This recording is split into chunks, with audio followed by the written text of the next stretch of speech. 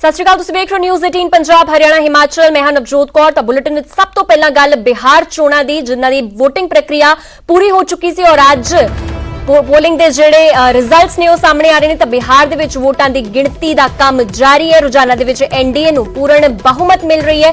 ਬਿਹਾਰ ਦੇ ਰੁਝਾਨਾ ਦੇ ਵਿੱਚ BJP ਸਭ ਤੋਂ ਵੱਡੀ ਪਾਰਟੀ ਉੱਭਰ ਕੇ ਆ ਰਹੀ ਹੈ। NDA ਨੂੰ 126 ਸੀਟਾਂ ਤੇ NDA ਅੱਗੇ ਚੱਲ ਰਹੀ ਹੈ ਔਰ ਮਹਾਗਠਜੋੜ ਨੂੰ 103 ਸੀਟਾਂ ਤੇ ਲੀਡ ਹਾਸਲ ਹੋਈ ਹੈ।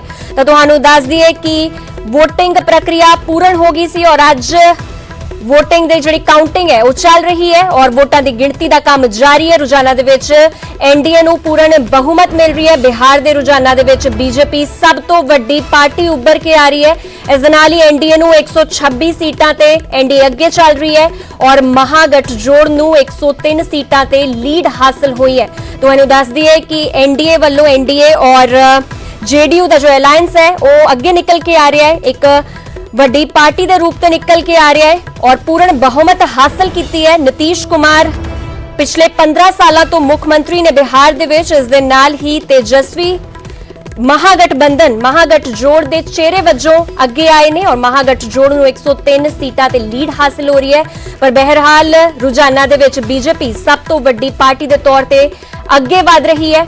इस दे नाल ही चोणां दी अगर एग्जिट पोलिंग की गल की जाए तो एग्जिट पोल के नतीजे कुछ होर ही दस रहे सन। एग्जिट पोल दे विच महागठजोड़ नूं लीड हासिल हो रही सी, महागठजोड़ जित रही सी। पर अगर काउंटिंग की गल की जाए तो रुझाना की गल की जाए तो NDA नूं पूर्ण बहुमत मिल रही है। NDA और JDU का जिहड़ा अलायंस है वो सब तो वड्डी पार्टी के तौर पर उभर के आ रहा है। 126 सीटां ते अगे चल रहा है NDA। आज बिहार के 12 करोड़ जनता के भविष्य का फैसला आज का दिन बहुत बड़ा दिन है। निश्चित तौर पर लोकतंत्र में जनता मालिक होता है। जनता, हमें विश्वास है कि जनता ने नीतीश कुमार जी के विकास पर मोहर लगाने का काम किया। आज हमारा NDA की सरकार बनेगी। नीतीश कुमार के नेतृत्व में फिर से बिहार जगमग होगा, जो लोगों को चिंता है, इसलिए हमारी सरकार बनेगी।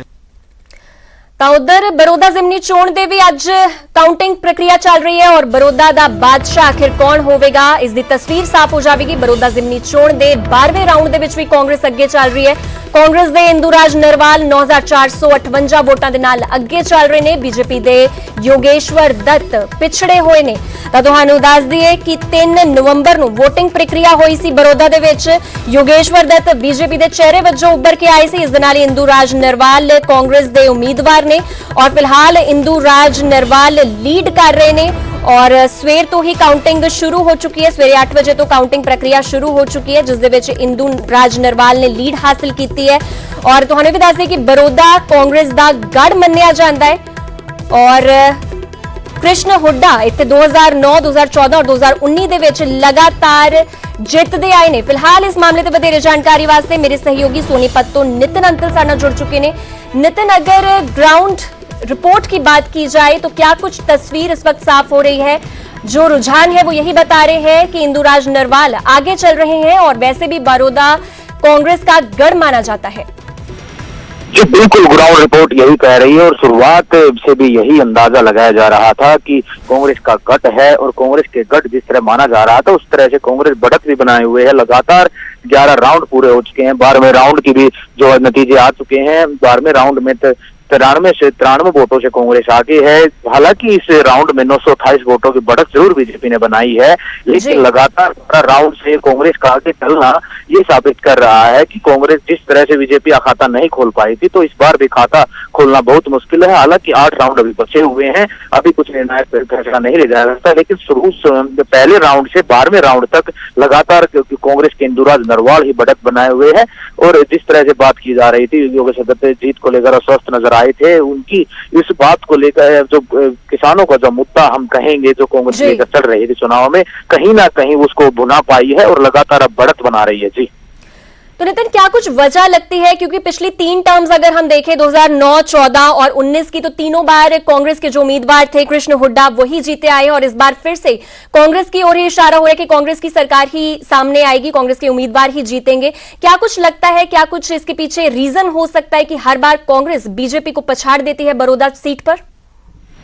जी बिल्कुल, शुरुआत से ही अगर बात कर ली जाए, जब शुरुआत की अगर बात करें, हम इससे पहले इनेलो के भी यहाँ से उम्मीदवार जीतते थे, लेकिन उसके बाद 3 टर्म से लगातार श्री कृष्ण हुड्डा जिनके निधन के बाद ये उपचुनाव हो रहा है, तो कहीं ना कहीं इस बार जो हालात बदल सकते थे, कहीं ना कहीं जो योगेश्वर दत्त हैं वो हावी पड़ सकते थे शुरुआत में, क्योंकि कपूर नरवाल एक मजबूत दावेदार थे, लेकिन कपूर नरवाल को जो हालात को समझते हुए भूपेंद्र सिंह हुड्डा और दीपेंद्र सिंह हुड्डा ने उनको मनाने में कामयाब रहे, और उनको मनाने के बाद जो कांग्रेस पार्टी शुरुआत से ही जो पलड़ा भारी उनका हो गया था, क्योंकि कपूर नरवाल एक बहुत बड़ा चेहरा बड़ौदा में था, जिसके बाद उन्होंने इंदुराज नरवाल के समर्थन में वोट मांगी, और उसको देखते हुए जब उनके जो चुनाव है, अगर पिछले 3 टर्म की बात कर ली जाए, जो जिस समय पे भूपेंद्र सिंह हुड्डा सीएम थे, उस समय से जो बड़ौदा की जो जनता है, भूपेंद्र सिंह हुड्डा के चहेते मानती थी कि दीपेंद्र सिंह हुड्डा उनके लिए बहुत चहेते हैं, और इसी कारण को गढ़ कहा जाता है वो बड़ौदा को, क्योंकि उनके रोहतक के बहुत नजदीक पड़ता है। उसके साथ ही जो भूपेंद्र सिंह हुड्डा जो दीपेंद्र सिंह हुड्डा है,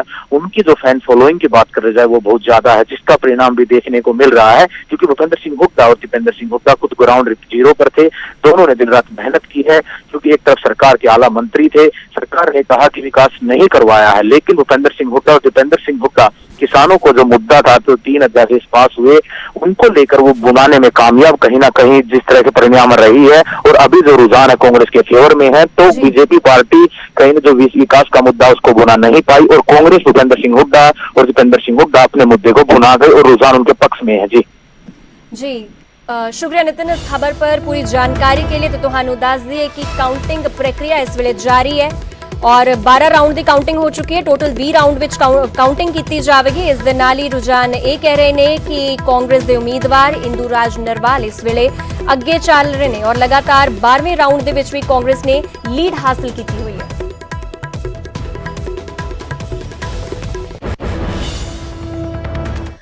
उधर लगातार किसान अंदोलन का मसला पकदा जा रहा है और सूबे के हालात भी कुछ ज्यादा बेहतर नहीं है। किसान अंदोलन ते हुण पंजाब कांग्रेस के इंचार्ज हरीश रावत का वड्डा बयान सामने आया है। कांग्रेस हमेशा ही किसानों के नाल खड़ी है। हरीश रावत का कहना है केंद्र की किसानों के नाल बैठक दे विच कोई हल निकले, वो अंदाजा लगा रहे हैं और आस रख रहे हैं कि कोई हल जरूर निकले। रेल गड्डियां बंद होना वड्डी समस्या है, क्योंकि सूबे नूं इस दे नाल बेहद भारी नुकसान का सामना करना पै रहा है। जल्द रेलवे बहाल करने की होवेगी कोशिश, और रावत ने केंद्र की मंशा ते भी सवाल चुके ने। किसानों तो बदला लैण दे लई माल गड्डियां रोकियां गईयां ने। हरीश रावत ने कहा कि पंजाब विधान सभा वालों बिलां नूं रद्द कीते जाण दा बदला पंजाब कांग्रेस दे इंचार्ज हरीश रावत हैं। तो तुहानूं दस दें कि पंजाब कांग्रेस के इंचार्ज हरीश रावत वालों एक गल कही जा रही है, केंद्र की मंशा ते भी सवाल चुके गए हैं और साफ कह रहे हैं कि जो सेंटर सरकार है वो किसानों तो बदले ले रही है। किसान अपना गुस्सा जाहिर करने जा रहे हैं मोदी सरकार के खिलाफ, तो मैं उनके साथ खड़े होने। अच्छा सर, एक बात बताइए, जो पिछले दिनों बीजेपी के जो मंत्री थे वो मिले हैं, उनसे राजनाथ सिंह से मिले हैं, उन्होंने आश्वासन दिया है किसानों से मिलने का, और दिवाली से एक दिन पहले, इसको कैसे देखते हो? हम तो लगातार कह रहे हैं आप किसानों के साथ गल करिए, बात करिए और इस समस्या का समाधान करिए, और आपने किसानों पर काला कानून थोप दिया, और अब जो है रेलें न चला करके पंजाब का गला घोंट रहे। तो हम तो चाहते हैं मिले। तो सूबे दे विच किसानी अंदोलन चल रहा है। किसानी अंदोलन विचाले केंद्र सरकार ने किसानों नूं मीटिंग का सद्दा भी भेजिया है। 13 नवंबर नूं 12 बजे रखिया मंत्री दे घर मीटिंग सद्दी गई है। रोपड़ दे विच धरने उत्ते बैठे किसानों मुताबक जेकर केंद्र ने उन्हां दी गल ना सुनी तां मजबूरन उन्हां नूं अपना संघर्ष होर तिखा करना पवेगा।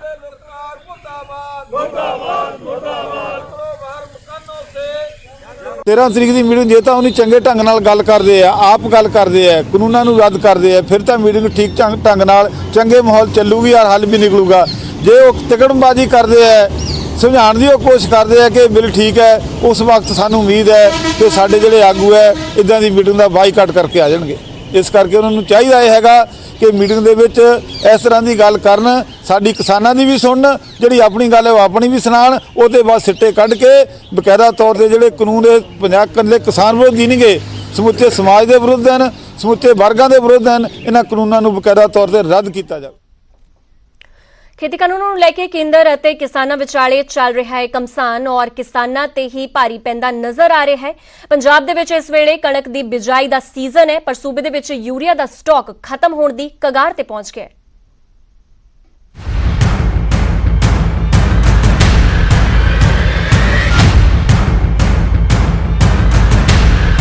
ਇਹ ਤਸਵੀਰਾਂ ਬੇहद ਚਿੰਤਾਜਨਕ ਨੇ। ਭਵਾਨੀਗੜ੍ਹ ਦੀ ਸਹਿਕਾਰੀ ਸੁਸਾਇਟੀ ਦੀਆਂ ਇਹਨਾਂ ਤਸਵੀਰਾਂ ਤੋਂ ਸਾਫ਼ ਸੰਕੇਤ ਮਿਲ ਰਹੇ ਨੇ ਕਿ ਜੇ ਹੁਣ ਵੀ ਸਥਿਤੀ ਨਾ ਸੁਧਰੀ ਤਾਂ ਪੰਜਾਬ ਦੇ ਕਿਸਾਨਾਂ ਤੇ ਕਿੰਨਾ ਵੱਡਾ ਸੰਕਟ ਆਉਣ ਵਾਲਾ ਹੈ।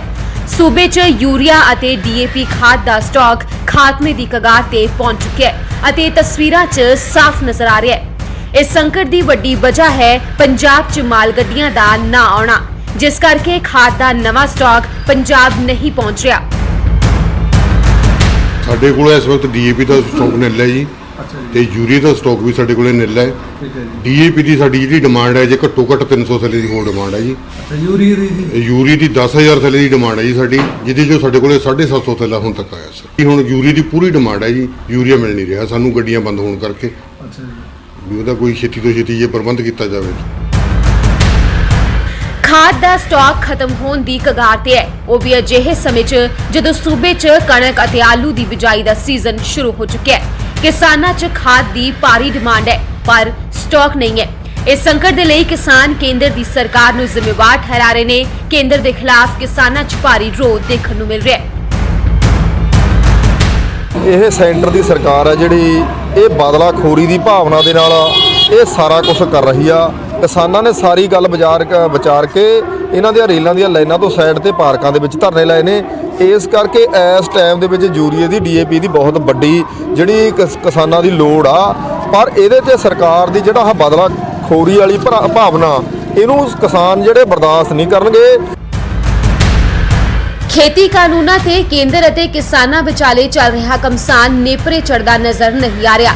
ਕਿਸਾਨ ਕਹਿ ਰਹੇ ਨੇ ਕਿ ਰੇਲਵੇ ਟਰੈਕ ਖਾਲੀ ਨੇ ਅਤੇ ਕੇਂਦਰ ਜਾਣਬੁੱਝ ਕੇ ਮਾਲ ਗੱਡੀਆਂ ਨਹੀਂ ਭੇਜ ਰਹੀ, ਤਾਂ ਉਧਰ ਕੇਂਦਰ ਰੇਲਵੇ ਟਰੈਕ ਪੂਰੀ ਤਰ੍ਹਾਂ ਖਾਲੀ ਹੋਣ ਦੀ ਕਲੀਅਰੈਂਸ ਮੰਗ ਰਹੀ ਹੈ। ਇਸ ਵਿਚਾਲੇ ਸਭ ਦੀਆਂ ਨਜ਼ਰਾਂ 13 ਨਵੰਬਰ ਨੂੰ ਹੋਣ ਵਾਲੀ ਉਸ ਮੀਟਿੰਗ ਤੇ ਟਿਕੀਆਂ ਨੇ ਜੋ 3 ਕੇਂਦਰੀ ਮੰਤਰੀਆਂ ਅਤੇ ਕਿਸਾਨ ਜਥੇਬੰਦੀਆਂ ਵਿਚਾਲੇ ਹੋਣ ਜਾ ਰਹੀ ਹੈ।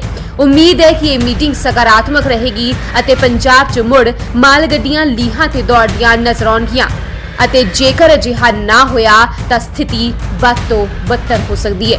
ਭਵਾਨੀਗੜ੍ਹ ਤੋਂ ਰਵੀ ਆਜ਼ਾਦ ਦੇ ਨਾਲ ਬਿਊਰੋ ਰਿਪੋਰਟ, ਨਿਊਜ਼ 18।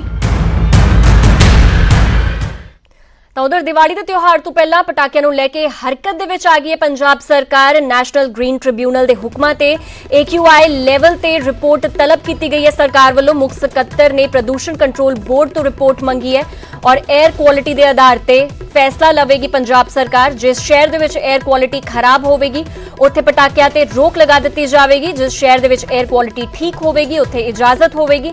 ਇਸ ਦੇ ਨਾਲ ਹੀ ਜਿਸ ਸ਼ਹਿਰ ਦੀ 에ਅਰ ਕੁਆਲਿਟੀ ਠੀਕ ਠਾਕ ਹੋਵੇਗੀ ਯਾਨੀ ਕਿ AQI ਲੈਵਲ ਠੀਕ ਠਾਕ ਹੋਵੇਗਾ ਉਸ ਸ਼ਹਿਰਾਂ ਦੇ ਵਿੱਚ ਗ੍ਰੀਨ ਪਟਾਕਿਆਂ ਦੀ ਛੋਟ ਦਿੱਤੀ ਜਾਵੇਗੀ।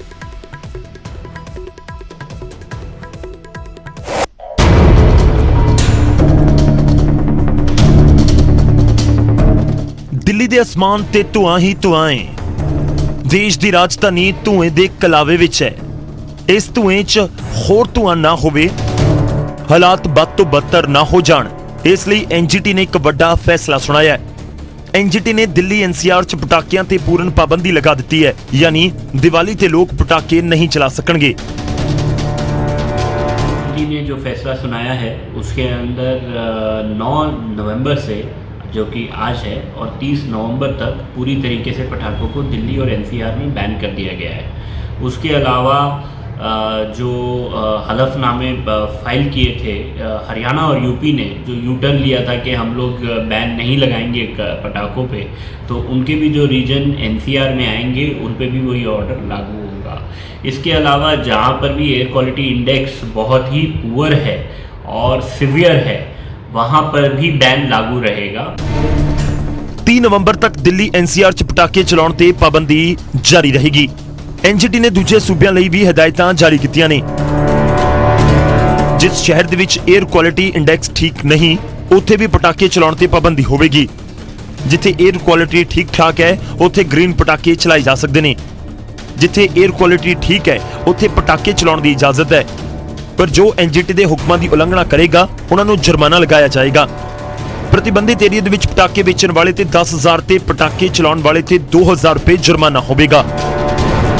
एयर क्वालिटी है, अगर वो गुड है तो वहाँ पे वो सुप्रीम कोर्ट का ऑर्डर लागू होगा, जहाँ पर लिवरेज दी गई है 2 घंटे के लिए, तो वहाँ पे वो सुप्रीम कोर्ट का ऑर्डर लागू रहेगा। आज के इस फैसले के बाद 9 नवंबर से 30 नवंबर तक दिल्ली और एनसीआर में तो फिलहाल खासकर के लिए बैन रहेगा। हरियाणा च एनसीआर ਦਾ ਏਰੀਆ ਛੱਡ ਕੇ ਬਾਕੀ ਥਾਵਾਂ ਤੇ ਦੀਵਾਲੀ ਅਤੇ ਗੁਰਪੁਰਬ ਤੇ 2 ਘੰਟੇ ਪਟਾਕੇ ਚਲਾਉਣ ਦੀ ਛੋਟ ਮਿਲੇਗੀ। ਰਾਤ 8 ਵਜੇ ਤੋਂ 10 ਵਜੇ ਤੱਕ ਪਟਾਕੇ ਚਲਾਏ ਜਾ ਸਕਦੇ ਨੇ। ਨਵੇਂ ਸਾਲ ਤੇ ਕ੍ਰਿਸਮਸ ਤੇ 35 ਮਿੰਟ ਪਟਾਕੇ ਚਲਾਉਣ ਦੀ ਛੋਟ ਹੋਵੇਗੀ। ਰਾਤ 11:55 ਤੋਂ ਰਾਤ 12:30 ਵਜੇ ਤੱਕ ਪਟਾਕੇ ਚਲਾਏ ਜਾ ਸਕਣਗੇ। ਪੰਜਾਬ 'ਚ ਹਾਲੇ ਪਟਾਕਿਆਂ ਤੇ ਪੂਰਨ ਰੋਕ ਨਹੀਂ ਹੈ। 에ਅਰ ਕੁਆਲਿਟੀ ਦੇ ਹਿਸਾਬ ਦੇ ਨਾਲ ਰੋਕ ਲਗਾਉਣ ਦਾ ਫੈਸਲਾ ਲਿਆ ਜਾ ਸਕਦਾ ਹੈ। Bureau ਰਿਪੋर्ट news 18। ਵਾਰ ਫਿਰ ਤੋਂ ਸਵਾਗਤ ਹੈ। ਹੁਣ ਖਬਰ ਹਮੀਰਪੁਰ ਤੋਂ। ਹਮੀਰਪੁਰ ਦੇ ਨੌਦਾਨ ਦੀਆਂ ਮਹਿਲਾਵਾਂ ਆਤਮਨਿਰਭਰ ਭਾਰਤ ਦੀ ਨਵੀਂ ਤਸਵੀਰ ਪੇਸ਼ ਕਰ ਰਹੀਆਂ ਹਨ। ਇਨ੍ਹਾਂ ਮਹਿਲਾਵਾਂ ਵੱਲੋਂ ਫਲਾਂ ਦੇ ਨਾਲ ਜਿਹੜੀਆਂ ਮਿਠਾਈਆਂ ਤਿਆਰ ਕੀਤੀਆਂ ਜਾਂਦੀਆਂ ਨੇ ਉਹਨਾਂ ਦੀ ਡਿਮਾਂਡ ਹਿਮਾਚਲ ਤੋਂ ਬਾਹਰ ਦੂਜੇ ਸੂਬਿਆਂ ਤੱਕ ਵੀ ਹੈ।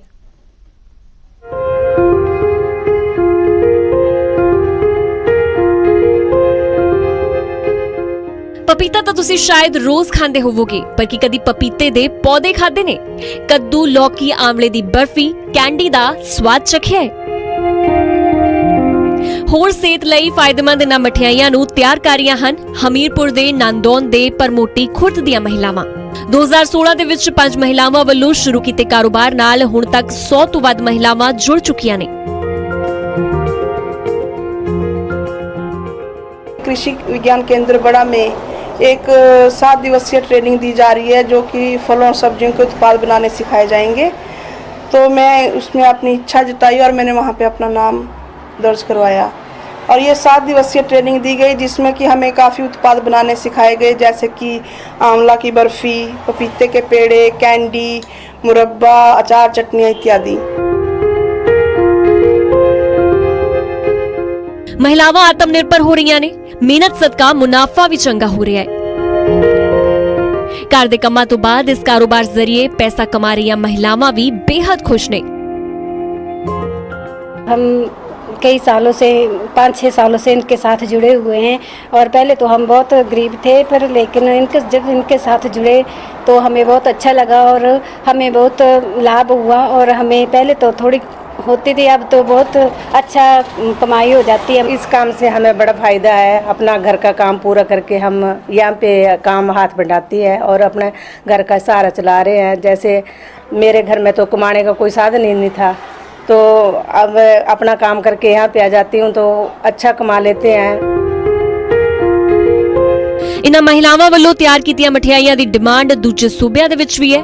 ਕੁਝ ਤਾਂ ਪੱਕੇ ਗ੍ਰਾਹਕ ਤਾਰੀਫ ਕਰਦੇ ਨਹੀਂ ਥੱਕਦੇ। इस तरफ जो ये काम कर रही हैं महिलाएं, वो काफ़ी अच्छा कर रहा है और इनको समय समय पर मैं तो अपनी तरफ से प्रोत्साहित करता हूँ, क्योंकि जिस तरह से जो आर्थिक रूप से पिछड़े हुए लोग हैं, पिछड़ी हुई महिलाएं हैं, वो उनको घर द्वार पे काम मिल रहा है और ज़्यादा नहीं, मंथली ये 7 से 8 हज़ार रुपये जो कमा रहे हैं, तो उसके लिए बधाई के पात्र हैं। ਆਤਮਨਿਰਭਰ ਭਾਰਤ ਦੀ ਤਸਵੀਰ ਪੇਸ਼ ਕਰਦੀਆਂ ਇਹ ਮਹਿਲਾਵਾਂ ਉਹਨਾਂ तमाम ਹੋਰਨਾਂ ਮਹਿਲਾਵਾਂ ਲਈ ਪ੍ਰੇਰਣਾ ਨੇ ਜੋ ਖੁਦ ਅਤੇ ਆਪਣੇ ਪਰਿਵਾਰ ਦੀ ਤਰੱਕੀ ਵਿੱਚ ਯੋਗਦਾਨ ਪਾਉਣਾ ਚਾਹੁੰਦੀਆਂ ਨੇ। ਹਮੀਰਪੁਰ ਤੋਂ ਜਸਬੀਰ ਕੁਮਾਰ, ਨਿਊਜ਼ 18।